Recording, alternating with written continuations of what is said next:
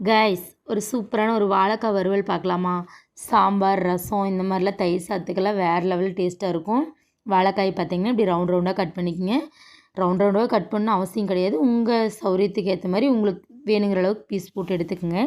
அதில் பார்த்தீங்கன்னா சுடுதண்ணியில் உப்பு போட்டு கொஞ்சம் நேரம் வாழைக்காயும் போட்டு ஒரு 3/4 வேக்காடு வெந்ததுக்கப்புறம் நாம் ஒரு பிளேட்டுக்கு மாற்றிட்டு தண்ணியெல்லாம் வடிச்சிட்டு ஆற வச்சுட்டு நம்ம வடை சட்டியில் தானே எப்போவும் கொஞ்சம் வறுத்து விடுவோம். அந்த மாதிரி வடை சட்டியில் போட்டு வரமிளகு பொடி போட்டுக்குங்க. வரமிளகு பொடி இல்லை அப்படின்னா குழம்பு மிளகு பொடி போட்டுக்குங்க, நல்லாயிருக்கும். ஓகேங்களா?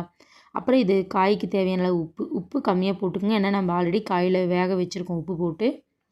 அப்புறம் பூண்டு ஒரு 4-5 பல் பூண்டு நல்லா தட்டி போட்டுட்டு இந்த நல்லா வறுக்கிறதுக்கு தேவையான அளவு எண்ணெய் ஊற்றிக்கிங்க. எண்ணெய் கொஞ்சம் ஜாஸ்தி தான் ஊற்றுற மாதிரி இருக்கும், ஆனால் நல்லா இருக்குங்க. நல்லா எண்ணெய் ஊற்றிட்டு நல்லா அடுப்பத்தை வச்சுட்டு நல்லா வறுத்து விடுங்க. சூப்பராக இருக்கும். நல்லா எண்ணெய் பிரிஞ்சு வரணும். வறுக்க வறுக்க அப்படியே எண்ணெய் பிரிஞ்சு வரும். ஓப்பன்லேயே வைக்காதீங்க. அப்பப்போ பிளேட் போட்டு மூடி வச்சு ஆவிலேயே வேக வைங்க.